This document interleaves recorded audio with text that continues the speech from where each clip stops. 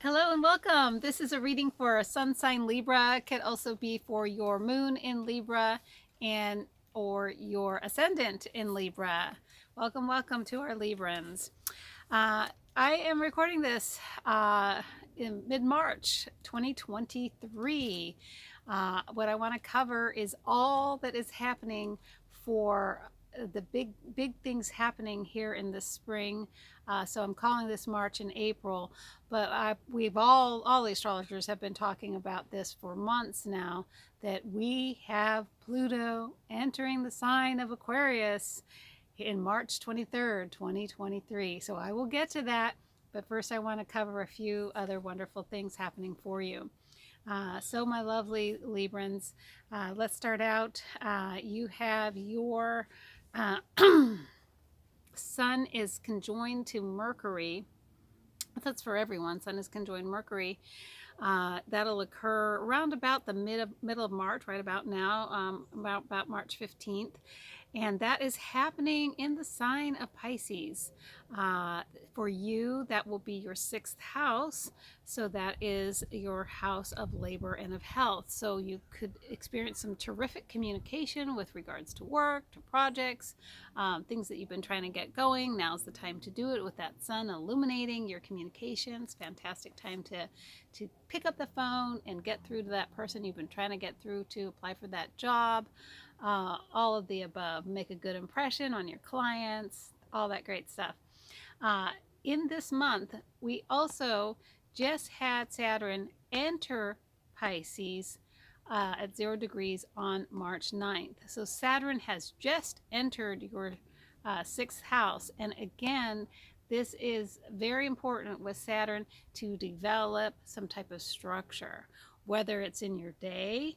I had a mom that I know mentioned that she will have her son do 10 minutes of cleaning chores and then 10 minutes of playtime. And so he looks forward to that because he has that structure. So, whatever your day is, maybe there's things that you just always want to get to, you're waiting to retire to do some, or just some fun things.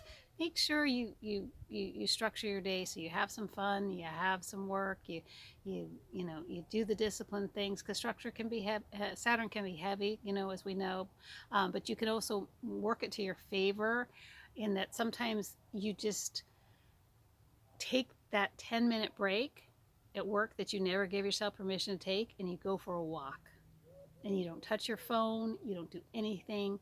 You just say, wow, during this 10 minutes, I'm going to breathe. I'm going to look at a beautiful tree, or, I'm fortunate enough to be close to the ocean and walk down to the beach. But just work with Saturn and it will reward you. If you have to reach out to clients and you hate doing that, just structure yourself. Hey, I'll do 6 a day, I'll do this. Whatever it is that you need to do, utilize Saturn in your sixth house. The other thing that sixth house rules, in addition to work and labor, is health. So sixth house is health. So again, put it on your calendar. Maybe you need that dental cleaning. Maybe you need that heart checkup, that overall well-being checkup. Or go to see your acupuncturist, your chiropractor, whatever it is that keeps you tuned up. You need to do it during this time, and you need to put it on your calendar, because Saturn's all about the calendar. Okay, Father Time. All right. Moving right along up to your seventh house, we have Venus conjoin Jupiter. We just had it March 2nd in the sign of Aries. So again, that's relationship. Venus rules luxury, and Jupiter can create overspending, so we want to be aware of that. But being in the sign of Aries, I think you know what you want if you do purchase something, because it is in the sign of the director, the in charge type persona. So you want to work with, being that it's in the seventh house, you want to work with your partner to make sure, if you pick out that couch, you both agree on it, things like that, home furnishings, decor, buying a new home. Those are all kind of partnership oriented. Keep your folks who are close to you in on this. Seventh house rules marriage as well. We have also Jupiter in the seventh house at this time in Aries as well. We are in a short window here in March where all planets right now are direct. Yay! This is just a wonderful time to get things moving that maybe have been sluggish. I'm out in California and we've just had rain upon rain, but yet, we get one sunny day and, everyone's out doing their gardening, planting for the spring and, cleaning their house. So during this direct time, I would just take advantage of it because everything will be direct until April 21st when Mercury goes retrograde. So that'll be the first of the planets to go retrograde. So please, please, please, if you have something to launch, you have something you want to take care of, don't sit on the couch and veg out. This is the time to take advantage where things can really click along to your favor because all the planets are direct, okay? Moving right along, Uranus is in your 8th house, which is a sudden change. Uranus rules sudden change, of course, but 8th house rules inheritances. It does rule death and rebirth. So just be aware of that. I lost my mom not too long ago, so any of those of you who have lost people, I feel with you, grieve with you. But it also does rule positive things as well. Just be aware that the 8th house rules big money. So it also rules possibly getting a loan to buy that home that you want, or I know interest rates aren't great right now, but it's also a good time because the market's a little slower. So just don't overdo it. You don't want to overspend and owe the bank too much because 8th house does rule things like that. Don't it's tempting right now with things so expensive to overspend on your credit cards. Try to avoid that because the 8th house does rule loans and things like that as well. Okay, it does rule the windfalls through inheritance, but it does rule loans, so don't overdo it. You have Mars in Gemini, which is in your 9th house. 9th house does rule long distance travel, like overseas or foreign countries. It also rules any type of higher learning. So if there's any type of, to sort of accent what you're doing with Saturn in the 6th house, if there's any extra training at work that you can take to, propel yourself forward, by all means do it. If there's, maybe something that's you've unfinished from school time, take the time, put it into your day, the structure element to, because you got Mars in the 9th house, so you have the energy, you have, get up an hour earlier if you need to study, you have that extra energy, not for long, with Mars in the 9th house, which rules, Mars's initiation, and the 9th house is that foreign travel, but it's also that higher learning too. So if there's any courses you're able to take to improve yourself or to improve your income, or to help your child with, maybe you want to go help them at school or with their homework, this is a great time to really take that initiative and do that. And then we have, you just want to make sure during this time to be kind to yourself. The big one for our Librans is Pluto is entering your 5th house. So Pluto changing signs is just always huge. We call I've talked about this before, we call Pluto the generational planet because Pluto will stay in a sign for 18 to 20 years. So it's kind of really what puts its stamp on a generation. Literally, children born March 24th, 23rd and on will be different from the day before. They're in a totally different generation. Now, Pluto is only going to be in Aquarius for about 6 months, and then it retrogrades back out, and then back and forth and back and forth. So it's not finally fully in, and we've all been talking about this till about November of 2024 when Pluto's fully into Aquarius. But this will give you a little bit of time to plant the seeds that you want to happen over the next 18, 20 years, literally this month, okay? So there's so many fabulous visualization things like on YouTube that are free to do. You take advantage of those prosperity visualizations, those meditation visualizations to clear your mind and see how you want to utilize this next 18 to 20 years.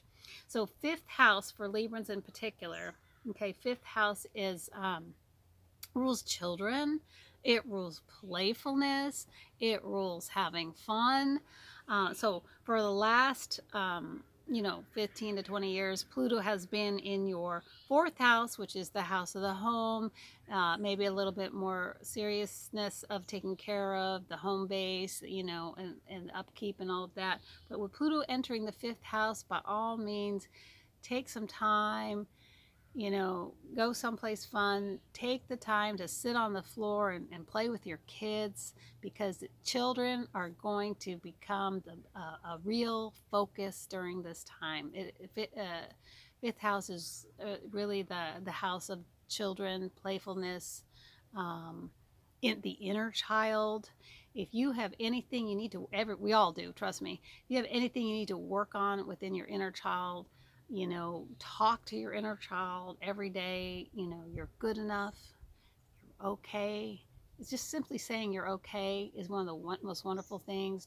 Telling your friends, your family, your coworkers you're okay is just a great, tagline. But constantly tell yourself, hey, you're good enough, you're okay. Talk to that little person in you. And if you have to go back and reprogram any events from your childhood, and reprogram how maybe you would have liked them to have gone, just really, because Pluto is death and rebirth, so is total transformation, is an opportunity to heal everything about the inner child with you, and to make it right with any children that you work with, because you are your own children, or if you're a teacher, or it's just, you can make a big difference right now in the life of a child. It might be some small comment, maybe some, who knows, might be a niece, a nephew, a cousin's child that you just somehow, you're at a family gathering and you say something nice to them, or you take the time to teach them the piano, or whatever your gift might be. Maybe you volunteer to do something at your local school to help out, because Pluto is really, really going into your fifth house. And whenever Pluto changes signs, you want to lean into it. Nobody can fight Pluto, okay? You want to lean into that positivity. And the sign itself is Aquarius, so that rules friendship. Reach out to your friends, make those connections strong. It's Aquarius is also the sign that rules technology. The airwaves. We all have these fantastic mediums through the internet. Maybe you want to launch an internet business, or do, teach something on YouTube. There's endless fabulous things that people record, and out of the goodness of their heart.